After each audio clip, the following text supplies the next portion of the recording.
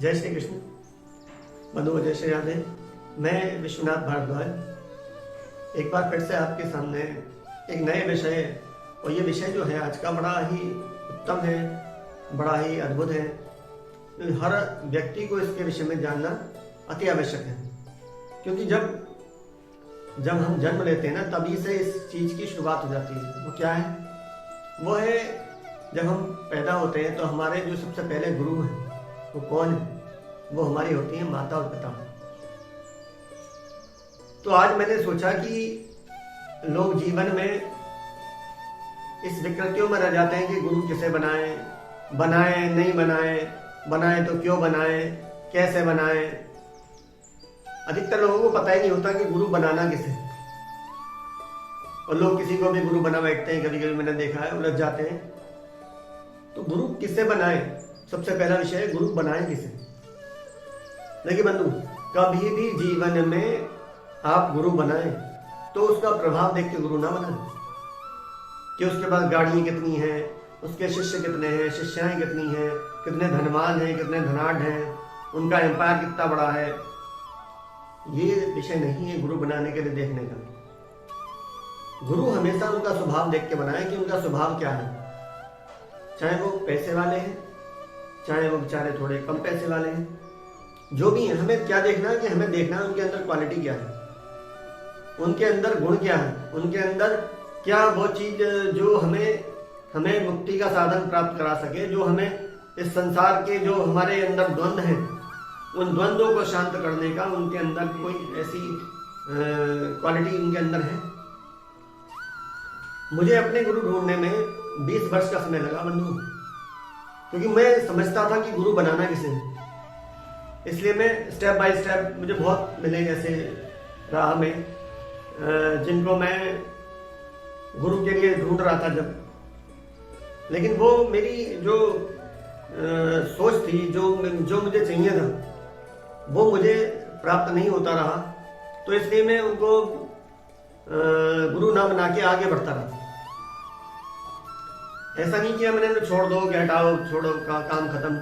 तो ये आप भी सोचते होंगे, जब जैसे आप कोई मकान बनाते हैं, या कोई आप एम्पायर खड़ा करते हैं, तो उसके लिए आप क्या सोचते हैं कि जो हमें इंजीनियर मिले, जो हमें मार्गदर्शन करने वाले मिले, वो ऐसे मिले कि जिससे हमारा जो हमारी सोच है उसको वो परिपूर्ण कर सके। क्योंकि हमारा वो एम्पायर, जो भी हमारी चीज है, वो तभी खड़ी हो सकती है जब हमारे मार्गदर्शक हैं वो सक्षम हो उस चीज।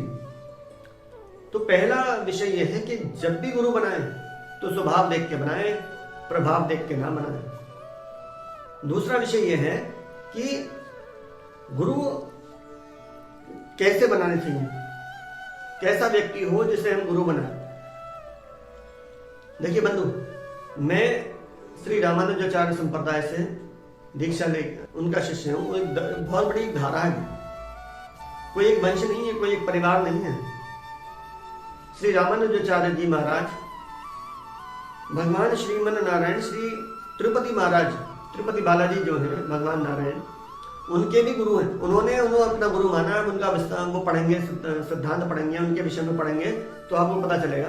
तो ऐसा नहीं किया उन्होंने कि मेरा बेटा गुरु बन जाएगा, उसका बेटा गुरु बन जाएगा। ना, जो उस धारा में जुड़ते गए, जिनके अंदर जो क्वालिटी की थी, वो उस आसन पर बैठते चले गए और उनके अंदर शिष्य नीचे बनते चले गए। तो भगवान ने उनको कहा कि वर मांगो। जब उन्होंने उनको गुरु बनाया तिरुपति महाराज जी ने, तो जो श्रीमन रामानुजाचार्य जी महाराज थे, उन्होंने एक बात कही कि प्रभु, मुझे आप गुरु बना रहे हैं तो मुझे ये वर दे दीजिए कि जो भी मेरे संप्रदाय में जुड़ेगा उसकी आप गलती नहीं देखेंगे, अपराध नहीं देखेंगे कि उसने क्या किया। केवल उसके मुक्ति के लिए सीधे आप उसको अपने धाम भेजेंगे, उसकी गलती अपराध सारी क्षमा करेंगे। तो भगवान ने तथास्तु कहा कि ऐसा ही होगा कि जो भी तुम्हारे धारा में जुड़ेगा उसको मैं मुक्त करता चला जाऊंगा। तो मैंने इस चीज को छाना, पहले देखा इसको है क्या है, तब जाके मैंने उस संप्रदाय में जुड़ा। क्योंकि मैं चाहता हूं कि जो भी आप गुरु बनाए, जिसे भी आप गुरु बनाए, तो यदि हो सके तो किसी संप्रदाय से बनाए, अन्य अन्य संप्रदाय है उनके विषय में जाने, तब गुरु बनाए। क्यों गुरु बनाए जान के, और पानी पियो छान के, सीधी सीधी सिद्धांत। और वृंदावन में तो कहते हैं महाराज कि गली गली में गुरु फिरे, हमसे दीक्षा ले, और स्वर्ग जाओ या नरक में, हमें तो बस लिफाफा दो। लोभी गुरु लालची चेला, नरक में हो रहे रेलम पेला, दोनों पिटते हैं। शास्त्र कहते हैं कि जो गुरु अपने शिष्य का उद्धार नहीं कर पाता, वो गुरु अगले जन्म में भैंसा बनता है, और जो शिष्य होता है वो जोग बनता है और फिर उसका खून पीता है। तो यह कोशिश ये करें कि आपको भी जोग बनना ना पड़े, और जो आपके गुरु हैं उन्हें भी भैंसा ना बनना पड़े। तो इसलिए गुरु बड़े सोच समझ के बनाए। वैसे तो देखिए पृथ्वी है, इसमें बड़े बड़े दिव्य संत पड़े हैं, आप किसी को भी गुरु बना सकते हैं। ऐसा नहीं कि उनको गुरु बना लोगे आप तो आपका उद्धार नहीं होगा, ऐसा कुछ नहीं है। लेकिन विषय ये है कि विषय उनको जान लो कि उनके अंदर क्वालिटी क्या है। यदि आपको लगता है कि हाँ ये सक्षम है हमारे उद्धार करने में, हमारा जीवन को जो है सदगति पर लाने के लिए, सदाचार लाने के लिए, तो आप उनको गुरु बेशक बनाएं। अब गुरु है क्या, गुरु क्यों बनाएं? देखिए बंधु, गुरु शास्त्र कहते हैं गुरु है भवरोग वैद्यम, गुरु कर्ण धारम। मतलब जैसे एक डॉक्टर होता है ना बंधु, डॉक्टर क्या, हमें खांसी हो गया, हमें जुकाम हो गया, हमें सर दर्द हो गया, या हमें कोई भी बीमारी हो गई अन्य, तो हम क्या करते हैं, डॉक्टर के पास जाते हैं। और डॉक्टर हमें देखता है कि हमें खांसी है तो खांसी की दवाई देगा, बुखार है तो बुखार की दवाई देगा, है पेट में दर्द है तो पेट की दवाई देगा। इसी प्रकार से डॉक्टर, हमारे वैद्य जो है, हमारे जो गुरु हैं, वो भी एक डॉक्टर है। वो क्या करते हैं, वो हमारे अंदर जो छल है, कपट है, लोभ है, ईर्ष्या है, द्वेष है, वैर है, भाव है, या ये हमेशा मन में रहता है कि हमारा पड़ोसी क्यों तरक्की कर रहा है, हम तरक्की क्यों नहीं कर रहे, इसकी टांग टूट जाए, इसके बाद जो वह है वो मेरा हो जाए। ये सारी जो हमारे अंदर विकृतियां फूट फूट के भरी हुई हैं, उन विकृतियों को दूर करने का जो, जिसके पास उपाय है, जिसके पास ये साधन है, उनको कहते हैं गुरु। इसीलिए उनको कहते हैं भवरोग वैद्यम। जो हमारे जीवन की जो विकृतियां हैं, बुराइयां हैं, उनको दूर कर दे, समझ समझ के कि इसके अंदर कमी क्या है, वो गुरु। देखिए जब व्यक्ति कोई पापी व्यक्ति मरता है और नरक की यात्रा पे जाता है, तो जब यमराज के पास पहुंचता है, यमराज भी एक डॉक्टर है, आप समझ लीजिए। तो यमराज महाराज कहते हैं कि करोमी चिकित्सा दंड पानी वा, मैं तुम्हारी चिकित्सा करूंगा। बोले कैसे करूंगा? तो मैं दंड दूंगा। बोले कैसे? डंडे से मारूंगा, कोड़े से मारूंगा। बोले क्यों मारोगे? क्योंकि आपके अंदर जो बुराइयां हैं वो सुई लगाने से, दवाई खिलाने से दूर नहीं होने वाली, क्योंकि आपने गलतियां की हैं तो सजा तो भुगतोगे। लोग कहते हैं ना कि अरे कोई नहीं देख रहा, तो भैया ये जो लेंस लगाए ना ऊपर वाले ने आंखों में, और जो आत्मा स्वरूप में जो परमात्मा विराजमान है ना, वो भगवान का सीसीटीवी कैमरा है। आप अपने माता पिता का अपमान करें और दुनिया भर के जो भी बुराइयां हैं सब आपके अंदर भरी हुई, आप सोच रहे हैं कुछ नहीं देख रहा, वो उसके पास एक सेकंड की वीडियो आपकी है। तो यमराज जी कहते हैं करो मैं चिकित्सा दंड पानी एवा, मैं तुम्हारी चिकित्सा करूंगा। बोले काय से? डंडे से पीट पीट के करूंगा। क्यों? क्योंकि तुम्हें, जब मैं तुम्हारे अंदर जो विकृतियां हैं, जो बुराइयां हैं, जो द्वेष है, जो अहंता ममता, जो भी लोभ लालच है, सबको दूर कर दूंगा, तो तुम फिर से मनुष्य के शरीर में जा सकते हो। अन्यथा कीड़े मकोड़े बनोगे, 84 लाख की योनि में भटकते रहोगे। शास्त्रों में ये भी कहा है कि कुत्ता जो योनि है 84 लाख में, 84 लाख योनि में जो कुत्ते की योनि है वो चतुर्थी योनि है, चौथी, और गाय की जो योनि है वो अंतिम योनि है। यदि कुत्ता पालोगे और भगवान ना करे कि अंत समय में आप कुत्ते का ध्यान करते करते चले गए, तो अगले जन्म में कुत्ता बनना पक्का ही है, यह निश्चित मान लें, आप शास्त्र कहते हैं। और यदि आप गौ की सेवा करते करते गाय की सेवा करते करते और अब गाय का भी ध्यान करते हुए चले गए इस पृथ्वी को छोड़ के, तो अगले जन्म में यदि आप गाय भी बन गए तो उसके बाद मुक्ति है। मतलब मुक्ति का मतलब भगवान या तो मनुष्य शरीर देंगे या अपने धाम को बुला लेंगे। उन 84 लाख योनियों में अंतिम योनि जो है गाय की है। तो इसलिए हमें क्या ढूंढना है, हमें एक सदगुरु ढूंढना है जिसकी हम शरणागति लेके हम मुक्त हो सके, हम अपने पापों को दूर कर सकें, अपनी बुराइयों को दूर कर सकें। जिस समय बड़ा भगवान पृथ्वी, जब हिरणाक्ष पृथ्वी को डुबोकर रसातल में ले गया, तो भूदेवी माता पृथ्वी ने प्रश्न किया भगवान नारायण से, जो वराह के रूप में थे, कि प्रभु ये बताइए कि यदि कोई व्यक्ति अपने अंतिम समय में आपका नाम उच्चारण ना कर सके तो क्या उसकी मुक्ति नहीं हो सकती? तो भगवान नारायण ने कहा, वराह रूप में जब भगवान नारायण थे, पृथ्वी माता से कहा कि ऐसा नहीं है। यदि मेरा भक्त, यदि कोई गुरु अपने शिष्य को मेरी शरणागति करा दे, ये शरणागति जो है ना, ये गुरु के पास एक दिव्य कुछ श्लोक होते हैं, कुछ मंत्र होते हैं, उनसे गुरु अपने शिष्य की शरणागति कराते हैं। और वो कहते हैं भगवान नारायण कि जो गुरु अपने शिष्य की शरणागति मेरे में करा देता है, तो यदि वो किसी कारणवश, क्योंकि उस समय जब प्राण वायु निकलती है ना, तो तब चित्त ये वो दुनिया भर की पीड़ाएं होती हैं, ऐसा लगता है हजारों बिच्छू एक साथ डंक मार रहे हैं मनुष्य को। तो भगवान कहते हैं कि यदि वो मेरा भक्त मुझे याद नहीं कर पाता है अंतिम क्षण में, तो मैं उसे याद कर लेता हूं और उसे मुक्त कर देता हूं। तो ये क्वालिटी किसके पास है? ये भी गुरु के पास है। भगवान ने कह दिया साक्षात कि गुरु ही करा सकता है इस काम को। तो जीवन में गुरु बनाए तो बड़े सोच समझ के बनाए, और गुरु ऐसा ही बनाए जो आपके अंदर के सारे कपट को, छल कपट को दूर कर सके। अब ये तो गुरु की बात हो गई। अब बात है कि शिष्य का गुरु के प्रति क्या वो होना चाहिए। तो इसमें देखिए 5 चीजें हैं। पहला होता है भगवत भाव, दूसरा होता है जिज्ञासा, तीसरा होता है धर्म, चौथा होता है सेवा, और 5वां होता है विश्वास गुरु के प्रति। भगवत भाव क्या होता है? भगवान श्री कृष्ण ने गीता में कहा कि नरों में यदि कोई है तो मैं ब्राह्मण हूं। और मैंने ब्राह्मण क्यों बनाए? क्योंकि मैं हर जगह उपस्थित नहीं हो सकता मनुष्य को समझाने के लिए, उसको ज्ञान देने के लिए। इसलिए मैंने गुरु रूप में ब्राह्मणों को बनाया कि जिससे वो घर घर जाके, जगह जगह जाके मेरे नाम का प्रचार करें, मेरी कथाओं का गुणगान करें, मेरे विषय में जानकारी दें, जिससे मनुष्य का कल्याण हो और वो मेरे से जुड़े। तो उन्होंने ये भी कह दिया कि मैं ही गुरु हूं। श्री कृष्ण कहते हैं मैं ही गुरु हूं, गुरु ही मैं हूं।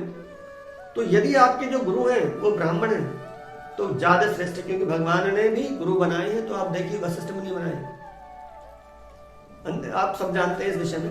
तो उन्होंने स्पष्ट कर दिया कि यदि आपको गुरु बनाना है तो ब्राह्मण बनाए, और वो क्या करेगा?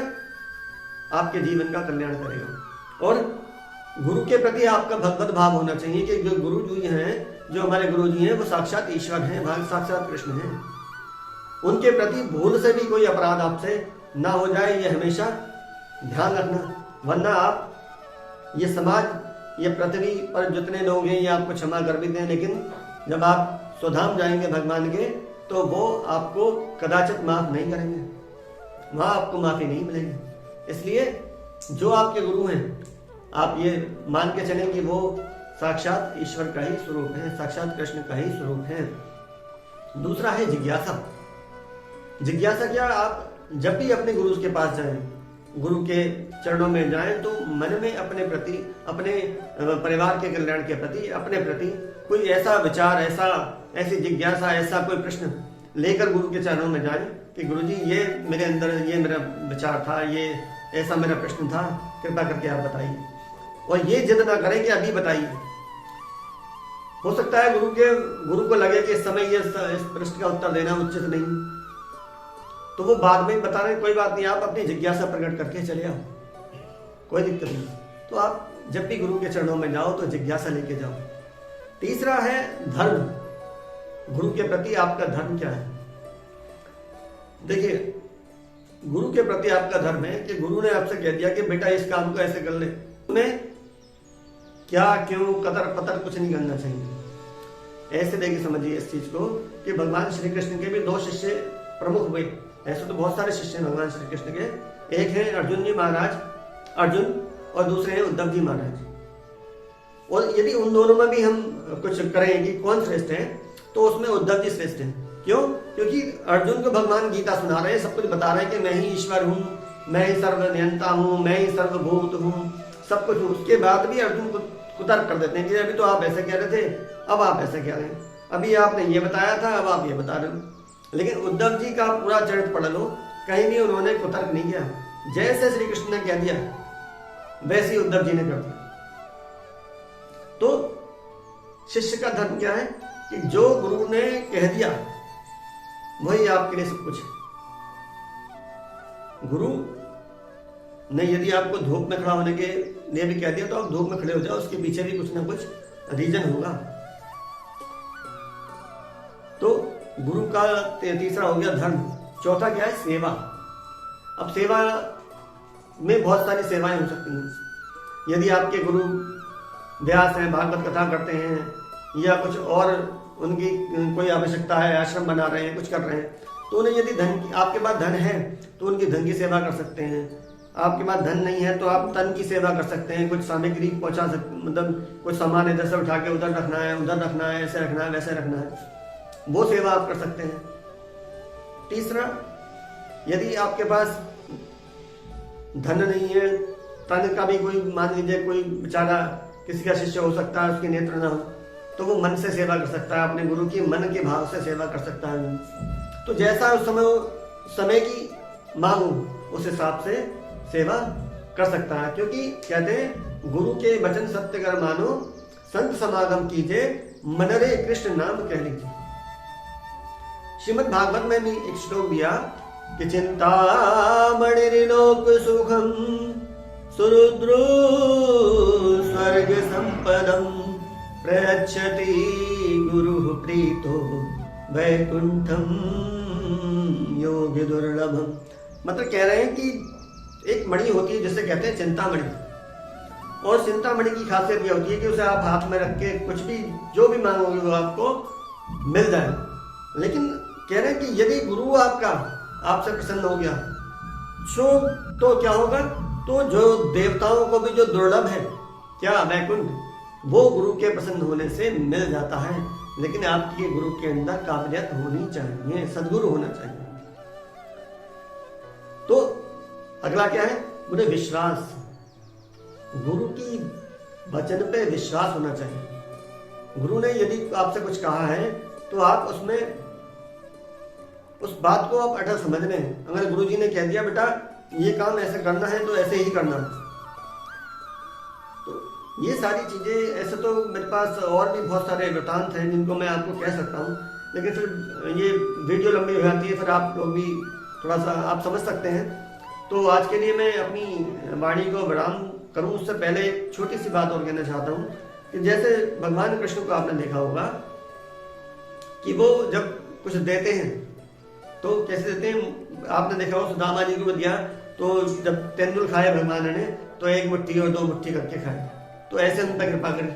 लेकिन हमारी बरसाने वाली जब कृपा करती हैं तो क्या करती हैं? तो उनका नाम बरसाने वाली इसलिए पड़ा कि वो अपनी कृपा की ऐसे करके बरसात कर देती हैं। तो गुरु भी ऐसे ही है। जब गुरु हमारा हम पे प्रसन्न होता है तो वो कृपा थोड़ी बहुत नहीं करता, फिर तो वो कृपा की बरसात कर देता है।